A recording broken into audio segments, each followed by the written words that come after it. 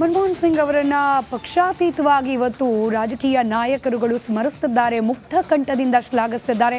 ಇದಕ್ಕೆ ಕಾರಣ ಮನಮೋಹನ್ ಸಿಂಗ್ ಅವರ ದೂರದೃಷ್ಟಿಯ ರಾಜಕಾರಣ ನೀತಿಗಳು ದೇಶದಲ್ಲಿ ಅನುಷ್ಠಾನಗೊಂಡಂತವು. ಇದ್ರ ಬಗ್ಗೆ ಮಾತನಾಡಲಿಕ್ಕೆ ಎಚ್ ವಿಶ್ವನಾಥ್ ಅವರು ನಮ್ಮ ಜೊತೆ ನೇರ ಸಂಪರ್ಕದಲ್ಲಿದ್ದಾರೆ. ಸರ್ ನಮಸ್ಕಾರ, ನನ್ನ ಧ್ವನಿ ತಲುಪ್ತಾ ಇದೆ ಅಂತ ಭಾವಿಸ್ತೇನೆ.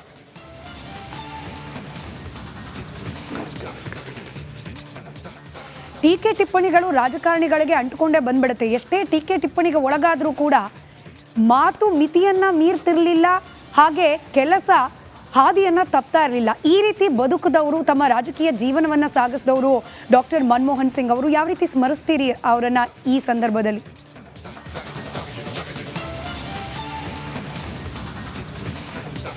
ಡಾಕ್ಟರ್ ಮನಮೋಹನ್ ಸಿಂಗ್ ಅವರು ಪ್ರಧಾನಮಂತ್ರಿ ಇದ್ದಂಥ ಸಂದರ್ಭದಲ್ಲಿ ನಾನು ಮೈಸೂರು ಮತ್ತು ಕೊಡಗು ಲೋಕಸಭಾ ಕ್ಷೇತ್ರದಿಂದ ಲೋಕಸಭಾ ಸದಸ್ಯನಾಗಿದ್ದೆ. ಅವ್ರ ಜೊತೆ ಕೆಲಸ ಮಾಡುವಂಥ ಒಂದು ಸೌಭಾಗ್ಯ ಅವತ್ತು ನನಗೆ ಸಿಕ್ತು. ಹಾಗಾಗಿ ಅವರನ್ನು ಭಾಳ ಹತ್ತಿರದಿಂದ ನೋಡಿರ್ತಕ್ಕಂಥವನು. ಭಾಳ ಪ್ರಮುಖವಾಗಿ ನೀವೀಗ ಹೇಳಿದ ಥರ ಮಾತು ಹೆಚ್ಚಿಗೆ ಆಡ್ತಿದ್ದವರಲ್ಲ, ಹೆಚ್ಚು ಕೆಲಸ ಮಾಡ್ತಿದ್ದಂಥವ್ರು. ಮೌನವೇ ಚೆನ್ನ ಅಂತ ನಾವೇನು ಹೇಳ್ತಾ ಇದ್ವಿ, ಮೌನವೇ ಆಭರಣ ಒಬ್ಬ ಮನುಷ್ಯನಿಗೆ ಅಂತ ಅದು ಇತ್ತು ಅವ್ರಿಗೆ. ನಿಜಕ್ಕೂ ಕೂಡ ಇವತ್ತಿನ ದಿವಸ ನಮ್ಮ ನಾಯಕರುಗಳನ್ನ ನೋಡ್ತಾ ಹೋದಾಗ ಅವರು ಏನೇನೋ ಕರೀತಾ ಇದ್ರು, ಮೌನಿ ಬಾಬಾ ಮಾತಾಡೋದು. ಅದೇನೇ ಇದ್ದರೂ ಕೂಡ ಮಾತಿಗಿಂತ ಹೆಚ್ಚು ಕೃತಿಯಲ್ಲಿ ನಂಬಿಕೆ ಇಟ್ಟು ದೇಶದ ಹಲವು ಅಭಿವೃದ್ಧಿ ಕಾರ್ಯಕ್ರಮಗಳಿಗೆ ಕಾರಣೀಭೂತರಾದಂಥವರು ಡಾಕ್ಟರ್ ಮನಮೋಹನ್ ಸಿಂಗ್ ರವರು. ಧನ್ಯವಾದ ಸರ್, ರಿಪಬ್ಲಿಕ್ ಕನ್ನಡದ ಜೊತೆ ಮಾತನಾಡಿದ್ದಕ್ಕೆ.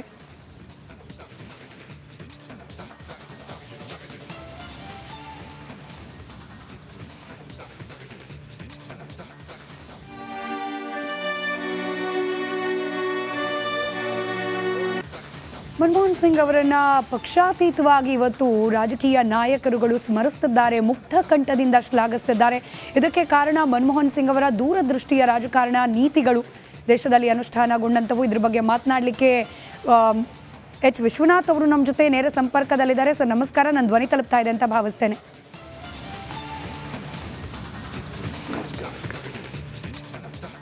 ಟೀಕೆ ಟಿಪ್ಪಣಿಗಳು ರಾಜಕಾರಣಿಗಳಿಗೆ ಅಂಟಿಕೊಂಡೇ ಬಂದ್ಬಿಡುತ್ತೆ. ಎಷ್ಟೇ ಟೀಕೆ ಟಿಪ್ಪಣಿಗೆ ಒಳಗಾದರೂ ಕೂಡ ಮಾತು ಮಿತಿಯನ್ನ ಮೀರ್ತಿರ್ಲಿಲ್ಲ, ಹಾಗೆ ಕೆಲಸ ಹಾದಿಯನ್ನ ತಪ್ತಾ ಇರಲಿಲ್ಲ. ಈ ರೀತಿ ಬದುಕಿದವರು, ತಮ್ಮ ರಾಜಕೀಯ ಜೀವನವನ್ನ ಸಾಗಿಸಿದವರು ಡಾಕ್ಟರ್ ಮನಮೋಹನ್ ಸಿಂಗ್ ಅವರು. ಯಾವ ರೀತಿ ಸ್ಮರಿಸ್ತೀರಿ ಅವರನ್ನ ಈ ಸಂದರ್ಭದಲ್ಲಿ?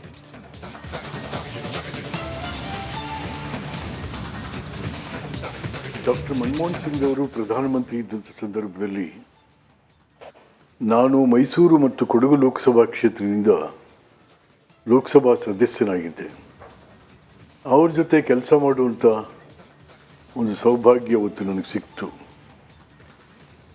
ಹಾಗಾಗಿ ಅವರನ್ನು ಭಾಳ ಹತ್ತಿರದಿಂದ ನೋಡಿರ್ತಕ್ಕಂಥವನು.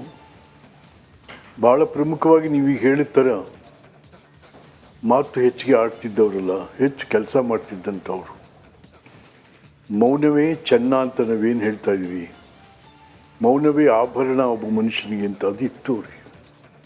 ನಿಜಕ್ಕೂ ಕೂಡ ಇವತ್ತಿನ ದಿವಸ ನಮ್ಮ ನಾಯಕರುಗಳನ್ನ ನೋಡ್ತಾ ಹೋದಾಗ ಅವರು ಏನೇನೋ ಕರೀತಾ ಇದ್ರು, ಮೌನಿ ಬಾಬಾ ಮಾತಾಡೋದು. ಅದೇನೇ ಇದ್ದರೂ ಕೂಡ ಮಾತಿಗಿಂತ ಹೆಚ್ಚು ಕೃತಿಯಲ್ಲಿ ನಂಬಿಕೆ ಇಟ್ಟು ದೇಶದ ಹಲವು ಅಭಿವೃದ್ಧಿ ಕಾರ್ಯಕ್ರಮಗಳಿಗೆ ಕಾರಣೀಭೂತರಾದಂಥವರು ಡಾಕ್ಟರ್ ಮನಮೋಹನ್ ಸಿಂಗ್ ರವರು.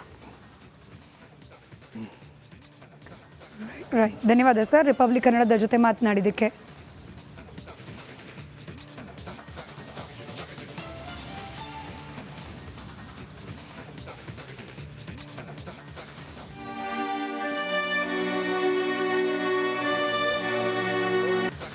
ಮನಮೋಹನ್ ಸಿಂಗ್ ಅವರನ್ನ ಪಕ್ಷಾತೀತವಾಗಿ ಇವತ್ತು ರಾಜಕೀಯ ನಾಯಕರುಗಳು ಸ್ಮರಿಸುತ್ತಿದ್ದಾರೆ, ಮುಕ್ತ ಕಂಠದಿಂದ ಶ್ಲಾಘಿಸುತ್ತಿದ್ದಾರೆ.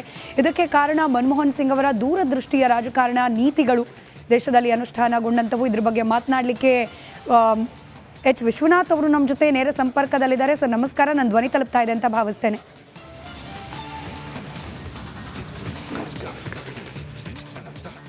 ಟೀಕೆ ಟಿಪ್ಪಣಿಗಳು ರಾಜಕಾರಣಿಗಳಿಗೆ ಅಂಟಿಕೊಂಡೇ ಬಂದ್ಬಿಡುತ್ತೆ. ಎಷ್ಟೇ ಟೀಕೆ ಟಿಪ್ಪಣಿಗೆ ಒಳಗಾದರೂ ಕೂಡ ಮಾತು ಮಿತಿಯನ್ನ ಮೀರ್ತಿರ್ಲಿಲ್ಲ, ಹಾಗೆ ಕೆಲಸ ಹಾದಿಯನ್ನು ತಪ್ತಾ ಇರಲಿಲ್ಲ. ಈ ರೀತಿ ಬದುಕಿದವರು, ತಮ್ಮ ರಾಜಕೀಯ ಜೀವನವನ್ನು ಸಾಗಿಸಿದವರು ಡಾಕ್ಟರ್ ಮನಮೋಹನ್ ಸಿಂಗ್ ಅವರು. ಯಾವ ರೀತಿ ಸ್ಮರಿಸ್ತೀರಿ ಅವರನ್ನು ಈ ಸಂದರ್ಭದಲ್ಲಿ?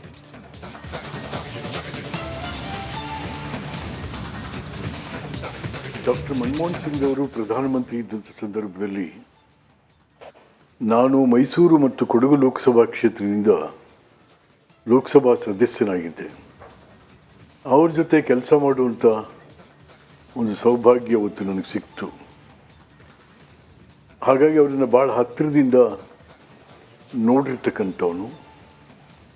ಭಾಳ ಪ್ರಮುಖವಾಗಿ ನೀವೀಗ ಹೇಳಿದ ಥರ ಮಾತು ಹೆಚ್ಚಿಗೆ ಆಡ್ತಿದ್ದವರಲ್ಲ, ಹೆಚ್ಚು ಕೆಲಸ ಮಾಡ್ತಿದ್ದಂಥವ್ರು.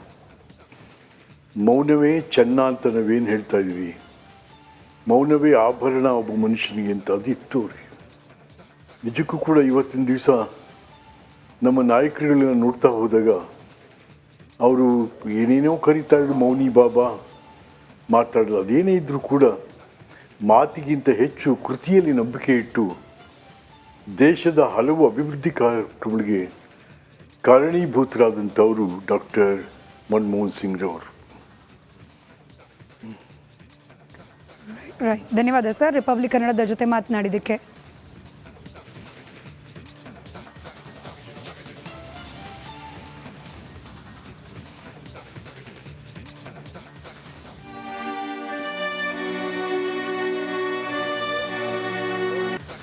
ಮನಮೋಹನ್ ಸಿಂಗ್ ಅವರನ್ನ ಪಕ್ಷಾತೀತವಾಗಿ ಇವತ್ತು ರಾಜಕೀಯ ನಾಯಕರುಗಳು ಸ್ಮರಿಸುತ್ತಿದ್ದಾರೆ, ಮುಕ್ತ ಕಂಠದಿಂದ ಶ್ಲಾಘಿಸುತ್ತಿದ್ದಾರೆ. ಇದಕ್ಕೆ ಕಾರಣ ಮನಮೋಹನ್ ಸಿಂಗ್ ಅವರ ದೂರದೃಷ್ಟಿಯ ರಾಜಕಾರಣ ನೀತಿಗಳು ದೇಶದಲ್ಲಿ ಅನುಷ್ಠಾನಗೊಂಡಂಥವು. ಇದ್ರ ಬಗ್ಗೆ ಮಾತನಾಡಲಿಕ್ಕೆ ಎಚ್ ವಿಶ್ವನಾಥ್ ಅವರು ನಮ್ಮ ಜೊತೆ ನೇರ ಸಂಪರ್ಕದಲ್ಲಿದ್ದಾರೆ. ಸರ್ ನಮಸ್ಕಾರ, ನನ್ನ ಧ್ವನಿ ತಲುಪ್ತಾ ಇದೆ ಅಂತ ಭಾವಿಸ್ತೇನೆ.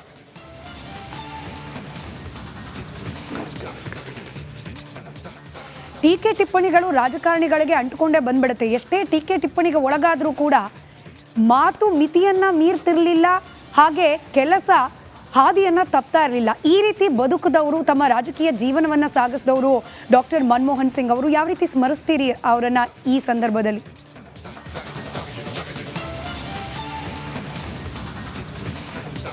ಡಾಕ್ಟರ್ ಮನಮೋಹನ್ ಸಿಂಗ್ ಅವರು ಪ್ರಧಾನಮಂತ್ರಿ ಇದ್ದಂಥ ಸಂದರ್ಭದಲ್ಲಿ ನಾನು ಮೈಸೂರು ಮತ್ತು ಕೊಡಗು ಲೋಕಸಭಾ ಕ್ಷೇತ್ರದಿಂದ ಲೋಕಸಭಾ ಸದಸ್ಯನಾಗಿದ್ದೆ.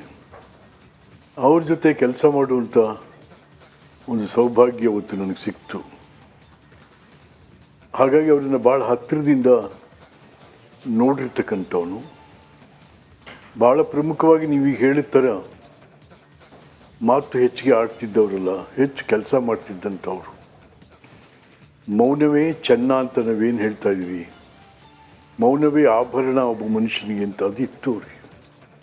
ನಿಜಕ್ಕೂ ಕೂಡ ಇವತ್ತಿನ ದಿವಸ ನಮ್ಮ ನಾಯಕರುಗಳನ್ನ ನೋಡ್ತಾ ಹೋದಾಗ ಅವರು ಏನೇನೋ ಕರೀತಾ ಇದ್ರು, ಮೌನಿ ಬಾಬಾ ಮಾತಾಡೋದು. ಅದೇನೇ ಇದ್ದರೂ ಕೂಡ ಮಾತಿಗಿಂತ ಹೆಚ್ಚು ಕೃತಿಯಲ್ಲಿ ನಂಬಿಕೆ ಇಟ್ಟು ದೇಶದ ಹಲವು ಅಭಿವೃದ್ಧಿ ಕಾರ್ಯಕ್ರಮಗಳಿಗೆ ಕಾರಣೀಭೂತರಾದಂಥವರು ಡಾಕ್ಟರ್ ಮನಮೋಹನ್ ಸಿಂಗ್ ರವರು.